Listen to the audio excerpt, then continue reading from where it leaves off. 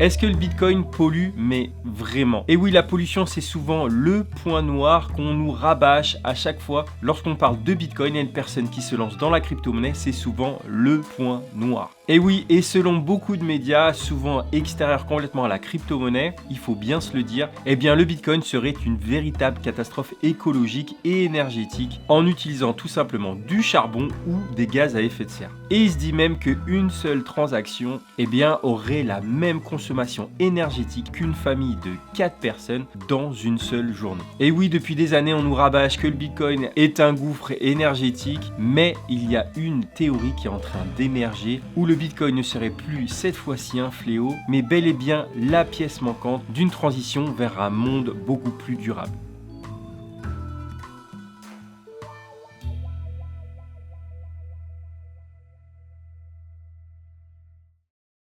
Mais avant de parler ce sujet, répondons à une seule question, est-ce que le Bitcoin pollue? Et pour commencer déjà concrètement, qu'est-ce qui dans le fonctionnement du Bitcoin consomme de l'énergie? Alors il faut savoir que pour fonctionner, le Bitcoin qui est une crypto-monnaie ajoute des nouvelles transactions à son registre et ce toutes les 10 minutes. Et ces transactions, c'est ce qu'on appelle des blocs et ils sont rassemblés dans un grand cahier qu'on appelle la blockchain. Et pour ajouter ces nouveaux blocs toutes les 10 minutes, le Bitcoin utilise le consensus de la proof of work, c'est-à-dire la preuve par le travail. Et dans cette preuve par le travail, ce sont des personnes qu'on appelle des mineurs qui mettent à disposition de l'écosystème la puissance de calcul de leurs ordinateurs pour participer à la sécurité du réseau en réalisant ce qu'on appelle un travail, qui est tout simplement la résolution d'un calcul mathématique hyper complexe. Alors ces ordinateurs, il faut bien se le dire, ce sont des machines hyper puissantes qui vont forcément demander beaucoup d'énergie pour fonctionner. Alors d'un côté, on a le proof of work qui va demander de valider les transactions et ces mêmes mineurs seront compensés par de nouveaux bitcoins au fur et à mesure où les blocs sont validés. Et dans le réseau Bitcoin, finalement, c'est ce système de proof of work qui est hyper décrié parce que oui, d'un côté, on va faire fonctionner des ordinateurs valider simplement une transaction et à chaque fois qu'un bloc est validé, il faut bien comprendre que tous les mineurs essaient de résoudre ce calcul. Donc seulement un seul a réussi à résoudre le calcul et tous les autres mineurs qui ont mis à disposition leur puissance de calcul sont pas récompensés et cette énergie mise en place pour résoudre ce calcul est gaspillée. Et du coup, quel est le problème généré par ce consensus qu'on appelle proof of work? Alors oui, il faut se le dire, le proof of work et le minage de Bitcoin génèrent beaucoup d'énergie, ça c'est un fait. Et si on regarde un petit peu les statistiques, en 2021, la consommation du réseau Bitcoin était de 82 terawatts. Il faut savoir qu'un terawatt, c'est 1 milliard de watts. Et si on veut être complètement franc et transparent, il faut prendre également en compte les appareils électroniques utilisés justement pour miner ces nouvelles cryptos. Et là, on parle d'environ 60 000 tonnes en 2021, ce qui est juste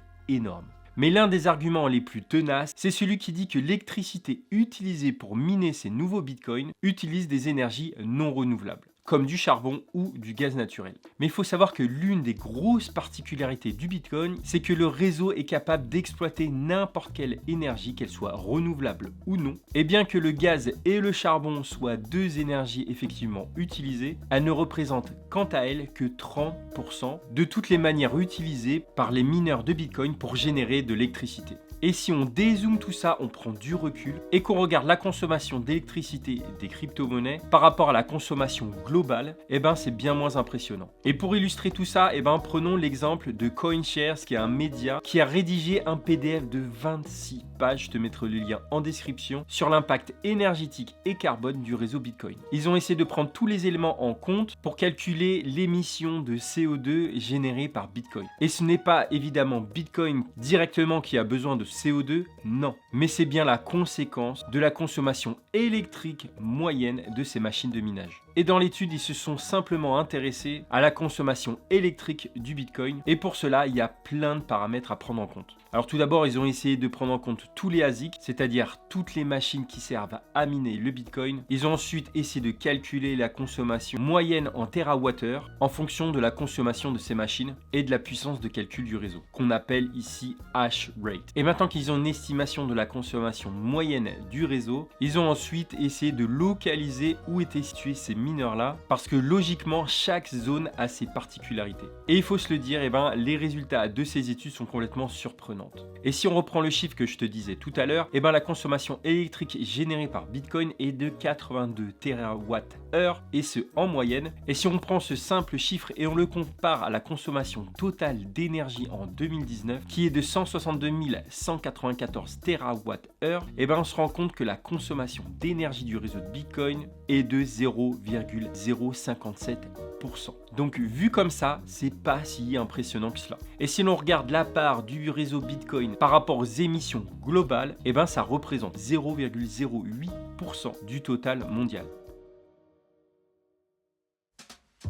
Donc il faut se le dire, on est quand même loin du gouffre énergétique qu'on nous rabâche à longueur de journée, sachant que l'intensité des émissions de carbone du réseau Bitcoin auront tendance à diminuer puisque le réseau Bitcoin va utiliser de plus en plus des énergies renouvelables. Et donc maintenant qu'on a balayé cette théorie comme quoi le Bitcoin représentait à lui tout seul un enjeu écologique majeur, alors qu'on vient de voir qu'il ne représente qu'une goutte d'eau parmi l'océan de consommation à l'échelle mondiale, eh ben on va voir que le réseau Bitcoin peut avoir un rôle encore plus majeur dans la grande transition écologique qui est en train d'arriver. Et oui, la question qu'il faut se poser, c'est est-ce que le Bitcoin n'est finalement pas le fameux chaînon manquant vers cette transition écologique? Et oui, on se rend compte qu'il y a de plus en plus de projets qui sont mis en place ou qui ont été mis en place par ces mêmes mineurs et qui montrent à quel point Bitcoin peut avoir son mot à dire vers cette grande revalorisation écologique. Et parmi tous ces projets, eh ben, il y en a un exemple et qui circule le plus en ce moment, c'est celui des torchères du gaz naturel. Et les torchères, c'est quoi? C'est tout simplement ces installations qui permettent d'extraire le gaz naturel des sites miniers.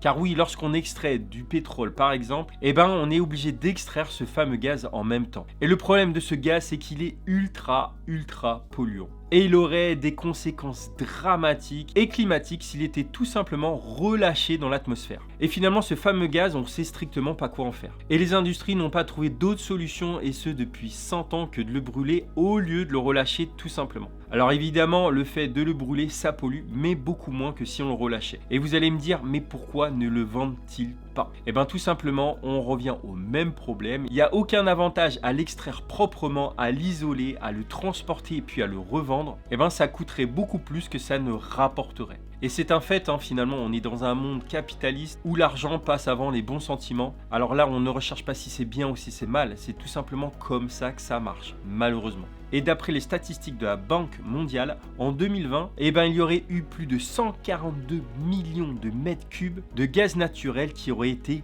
brûlés. Ce qui équivaut à peu près à 400 millions de tonnes de CO2 et un prix de combustion de 100 milliards de dollars par an. Aberrant, c'est aberrant. Et si on fait le calcul, eh ben ça coûte 100 milliards de dollars de relâcher 400 millions de tonnes de CO2. Et tu dois te dire, mais pourquoi je te parle de cela? Eh bien tout simplement, reprenons le Bitcoin qui pourrait avoir un rôle majeur dans tout cela. Car oui, il permettrait de revaloriser ce fameux déchet qui est ultra polluant et qui coûte hyper cher. Car oui, il y a de plus en plus d'entreprises qui se développent dans le but d'utiliser le minage de Bitcoin pour permettre de rentabiliser l'initiative écologique. Et pour cela, prenons l'exemple de l'entreprise ConocoPhillips, qui a trouvé une stratégie pour utiliser ce fameux gaz qui est rejeté, qui est brûlé et qui est gaspillé pour miner du Bitcoin. Et ConocoPhillips est une société qui se balade avec des générateurs à l'intérieur des containers et qui utilise ce fameux gaz pour produire de l'énergie. Et cette énergie va être utilisée à miner du Bitcoin. Et là, ça donne vraiment une utilité à convertir et à isoler ce gaz-là, puisque la production de Bitcoin rentabilisera les frais dépensés. Et là, ça permettra de baisser de l'ordre de 63% cette fameuse libération de gaz, et le Bitcoin créé en surplus permettra, et c'est déjà le cas dans pas mal d'entreprises, à construire des générateurs d'énergie renouvelable comme des barrages hydrauliques et créer derrière tout un effet boule de neige. Et donc là, ici, on est sur un système gagnant-gagnant. Car oui, ça permet de diminuer la production de CO2, c'est rentable pour la société qui mine le Bitcoin, et les exploitations minières de leur côté évitent de payer des amendes astronomiques. Et là, ici, on parle de jusqu'à des millions et des millions de dollars, et ce en un seul jour. Et là, tout d'un coup, le Bitcoin devient le fer de lance vers cette transition écologique, puisqu'il rajoute tout simplement cette dimension économique qu'il manquait pour inciter des entreprises à pivoter vers des systèmes plus durables.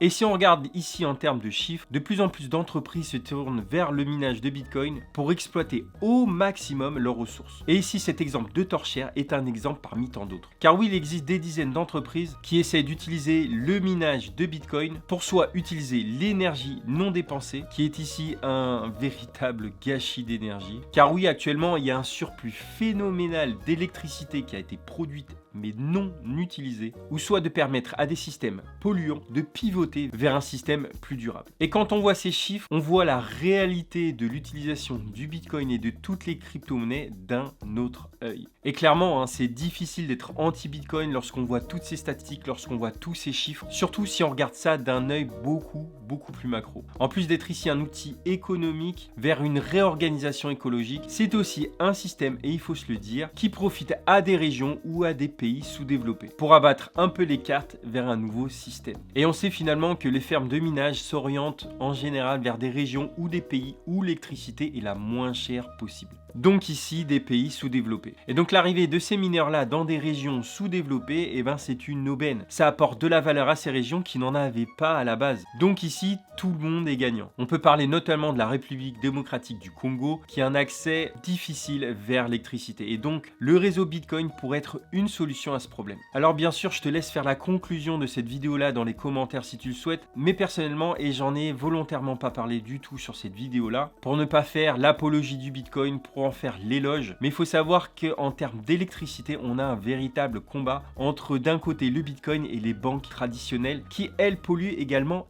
énormément. Mais là, à la fois, on peut parler du coût en termes d'énergie que cela demande à une banque traditionnelle pour faire une transaction, mais ça peut être également la pollution générée par les composants électroniques, mais on peut également parler de l'utilisation que fait des banques avec notre argent. En plaçant de l'argent dans une banque traditionnelle, la plupart des banques, et à hauteur de 70%, utilisent notre argent pour des projets qui sont pas du tout écologiques. Et c'est à 70% des projets liés au charbon, au gaz ou au pétrole. Et ça, finalement, sans nous demander notre accord. Mais le plus important dans tout cela, dans cette vidéo, c'est de pouvoir avoir la capacité de se regarder en face. Ici, on a vraiment deux mondes qui s'opposent, le marché tradi et l'écosystème de la crypto-monnaie, et ils sont en train de se battre pour savoir qui est le plus écologique des deux. Mais je vais te donner la réponse, finalement, il n'y a pas un monde meilleur que l'autre. Les deux mondes se tirent à balles réelles pour dénoncer qui est le plus vert de l'autre. Mais le plus important dans tout cela, c'est de savoir et de pouvoir évoluer dans le sens où demain, on aura une planète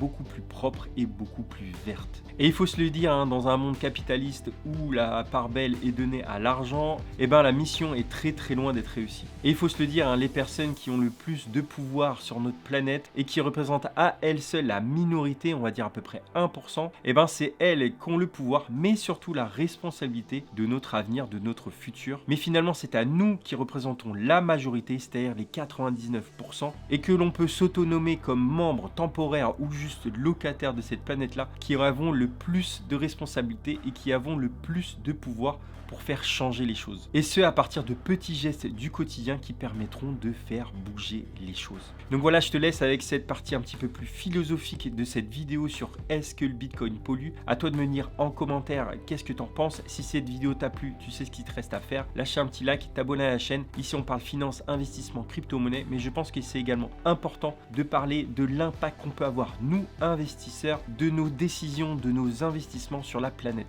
Voilà, je te dis à bientôt pour une nouvelle vidéo. D'ici là, tu peux aller voir cette vidéo qui va t'en parler beaucoup plus sur l'investissement. Je te dis à bientôt. Allez, ciao!